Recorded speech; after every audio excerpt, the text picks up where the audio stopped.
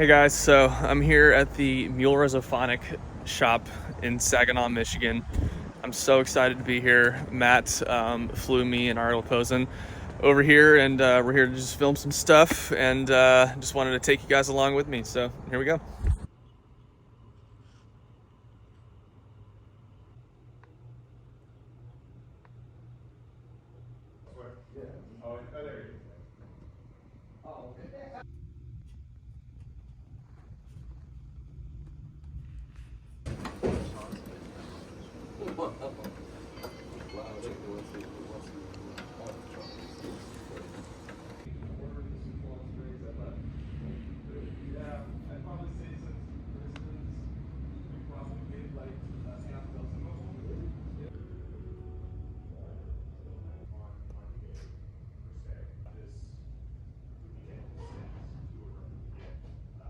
All right, so we're here with Matt Ike.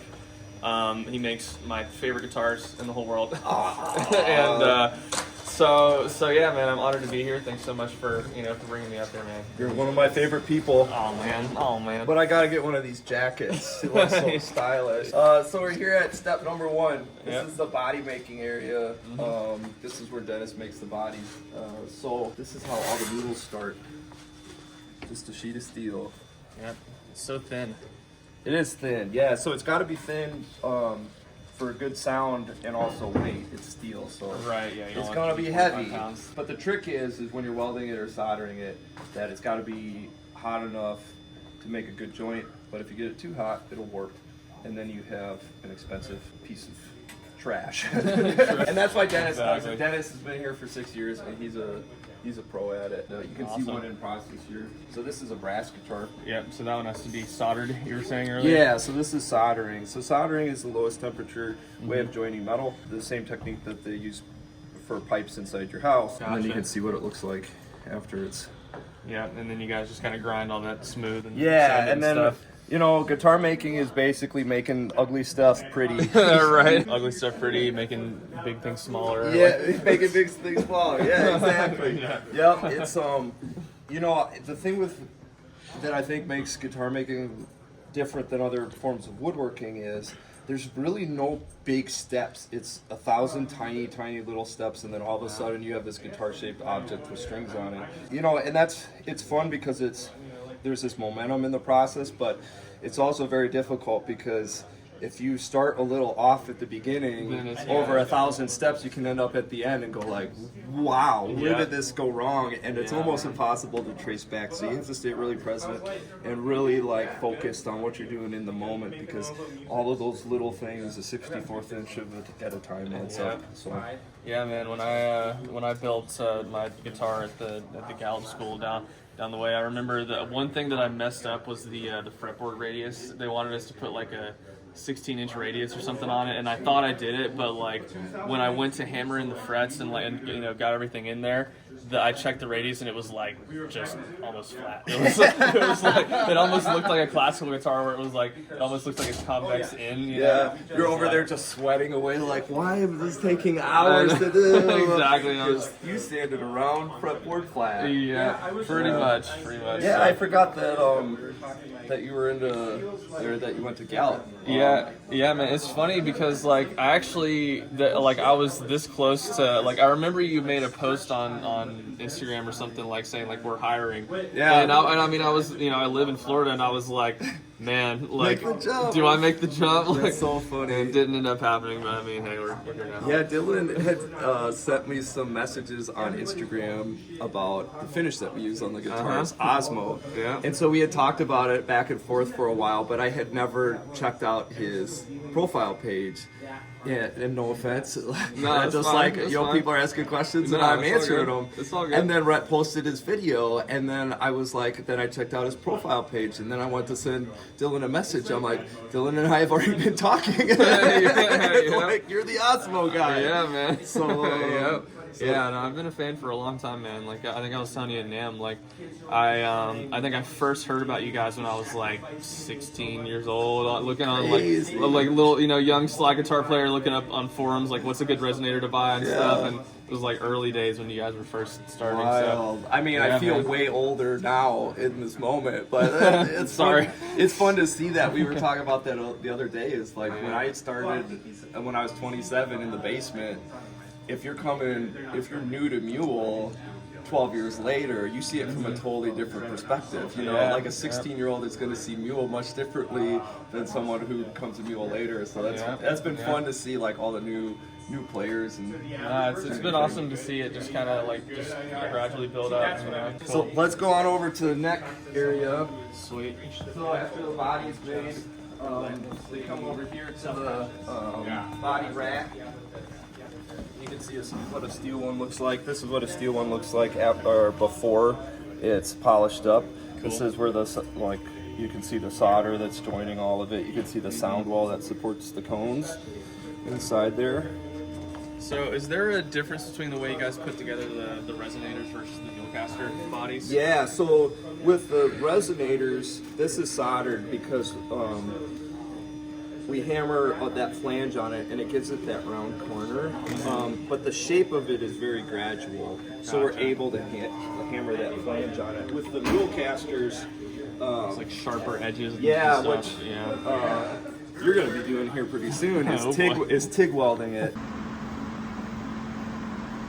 Wow, he's like doing a full stitch. You have to start painting them. Holy cow! So we TIG weld the Mulecasters and the Thunder Mules. You can see the difference in the bead here. Yep. And the reason that we do that is because the Mulecasters have these really tight cutaways in here. And originally when I tried flanging it, it was really difficult to get that flange to stay. It would flare out in these corners and you get these gaps. And then I also wanted an excuse to buy a TIG welder so that I could learn how to TIG weld because, True. you know, like it's all fun bucket stuff. list, you know. And so I taught myself how to TIG weld so that I could make these Mulecasters. And there's the support beams. Yeah, Right there. so we put the support beams in there so that the back doesn't move. Yeah, TIG welding is super fun. It's very zen. And you can see what the bodies look like. This is what the body looks like when it's polished up. Cool. So that the corners have been very generally sanded. And then this is where Nate works. He stains all the bodies and necks and stains them out and stuff. So you can see like there's a Mavis before it's stained. Yeah, so the stains all put on by hand. The same thing with the Osmo finish. We use a wax and oil finish that feels very natural and woody. Yep. So this is the neck area. This is where, after the necks are stained and sanded, we'll attach them to the bodies of Mulecasters and resonators. So you can see this is what the necks look like coming off of the machine. Yep. So they're all CNC'd nowadays. Yeah, they're all CNC'd. So I carved 1,200 necks before I got old and tired. And it was really an unsustainable path. Yeah. And also what I discovered was if someone has waited 12 months or whatever the wait list was at the time, if someone's waited 12 months for a guitar, what I owe to them is they get exactly what they expect. Yeah, and if absolutely. I'm tired after carving 10 necks, if I've had a bad burrito for lunch, we're human beings. We have a finite amount of resources, but it's not fair to a customer to use that as an excuse. So now everybody gets exactly the neck that I want, and there's nothing wrong with CNC, folks. It doesn't take the soul out of a guitar or anything, you know. You know, and that was kind of it was a big switch for me. Like I definitely had a bunch of like internal battles about that, but what I realized was that there's things that machine can do that allows us to do the things it can't do better. Right. And when you look at it that way, it's like, well, it's a pretty easy yes. Yeah, and I mean, I can understand like kind of feeling that loss of like a little bit of the, you know, losing some of the handwork aspect of it, but there's so much other handwork that goes into the rest of it, you know what I mean? Yep. And like, and you took a scan of like a hand carved neck, and that's what you use for the Yeah, rest, well, exactly. What I did with that was I made the neck, you know, Right. and I actually carved 3 different necks so that I could like pick, you know, really get it right. And then we scanned it with a laser machine and then inputted that into the CNC machine. And so that neck is exactly what I want it to be. So you are getting a hand carved neck. It's just that, you know, Exactly. the CNC is like doing the, you know, but it's like the shape of it is Exactly. Yeah. So Yeah, so after it's stained and sanded, it'll get attached to the bodies. So this is how a resonator goes together. So inside the body here, you can see the neck stick and a very technical name. Yeah. And then, so the way that this fits in here is like this. This piece is glued in this mortise like that. And so what that acts is like a backbone to the guitar. That goes all the way through. And then with our guitars, one of the different things we do with the mules is through the side here, you see that strap button screw? Yep. That screw is very long. Right. And that so goes that attaches into exactly. This. And Gotcha. so that's different with our resonators. That when you string this up, the neck wants to go like this, right? Yeah. It wants to pull up like that. Yeah. So this way, this is tied into that vertical side. And so now the vertical side is what's supporting the string tension. And what that allows us to do is brace the back very lightly with these small wedges. If you want a warmer sound, you have to get a bigger piece of something moving to make a bigger wave. Right. The back of the guitar is the biggest part of the guitar that can get the most mass moving. So by tying that neck stick in with this screw, we're able to get that back moving to get that warm, reverby sound. Yeah, and I feel like your resonators do have they very much have their own thing compared to like a National or whatever. It's like, it does have a little bit more of that fundamental, a little bit warmer sound, Yeah. more like just kind of mid-range kind of punch to it, I feel like. Whereas Yeah. the Nationals I feel like they're a little airier kind of. Sure. But, And that was a real yeah. conscious decision. Every guitar is a tool. Yeah. Everything gives you something differently. It's not better, it's not worse, it's just different. And that's a really inspiring thing. So, when we started making the resonators, the point was to give musicians a different tool. It didn't make any sense to make resonators the way that they're being made, because they're being made really well. Yeah, It's like, it's why like- would you play that game? Yeah, But it is true. the beautiful part about making instruments is it's just different. You give someone a different sound and they'll write different songs. Yeah, This and tiny little screw is like part of that. Yeah, you know? that makes a huge difference. It's Yeah. crazy.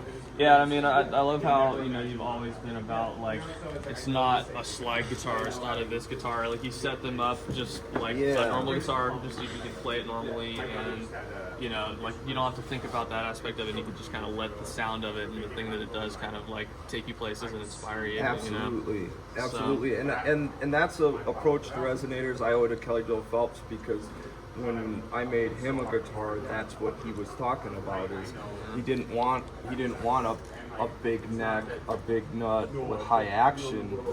He wanted something that he could do a lot of things with, and that made a lot of sense for a guitar that, typically this isn't going to be someone's all gig guitar. Well, if it feels very different and it's set up to do one thing, you're not going to use it a lot. Right. Now the trick is with that is get a slide that fits and practice. Yes, yes. I've tried to preach that a lot in my videos. Just like, you don't need to have super heavy strings tuned up to open E with Yeah. like inch high action. Like, you can find a happy medium where you can do both on the same guitar. It just takes a little more finesse, a little more touch, a little more practice, and like you said, a good fitting slide. But it's totally doable. Yeah, I've I always think heard you we- saying that, and I've always resonated with that. Like, Yeah, yes, I think yes. we as guitar makers have done a really poor job of educating on that. I think we all just kind of bought into these things that we've been told, and we just kind of keep saying that. So that's on us too. Yep. But yeah, Right. no, you don't need to set it up for slide action. You need a slide that fits, and you need to practice guitar. So it's Very true. hard truths. Yep. Sorry, people. So after the neck goes on, it comes over here to Jerome and Andrew, and they're fretting and setting up guitars. And like I said earlier, if there's 1,000 steps in guitar making, 700 of them are here. And I come up with a different number every time I say it. 'Cause we've Jerome's never like, actually measured Every it. single one of them is right. And every single one of us is right.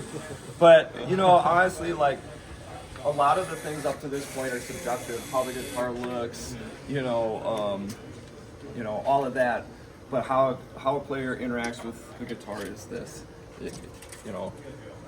It's got to be set up good. The fret job's got to be good. It's got to feel transparent. You should pick up a guitar and not think about any part of that. You should just pick up a guitar and go, cool, and now you're playing music. Yep. If that's the case, then you've done a good job. And you know, with the decisions on the specs, making it like an acoustic guitar, not a slide guitar, the neck shape being shaped like a hand, not a letter of the alphabet, the way that we set these up here, the fretwork is all about getting out of the way.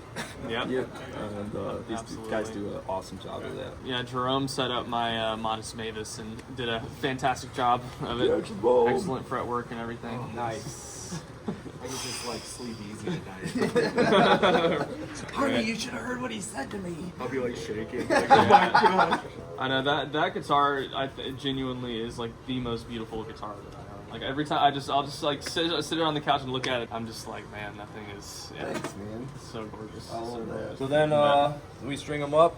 Customers have got progress pictures at every major step of the way, and then they get the final pictures and freak out a little bit and get their new guitar. So Hey, I know the feeling, man. It's very exciting. the progress pictures are cool, aren't they? Yeah, Yeah. It's like it's happening. It's real. Yeah, when we I think we started doing that really consistently 4 or 5 years ago, and it turns like base level excitement into a fuck yeah really quick. Yeah, it does, man. It's Just- part of the whole experience, yeah. you know. But yeah, man. Just again, thanks so much for having me up here, man. Absolutely. It really Thanks means a for lot. coming. This is so cool. You got to see what we do, so now this guy's gonna play with Ariel. We get to see what they can do. Yes. That's the meat and taters right there. Oh yeah.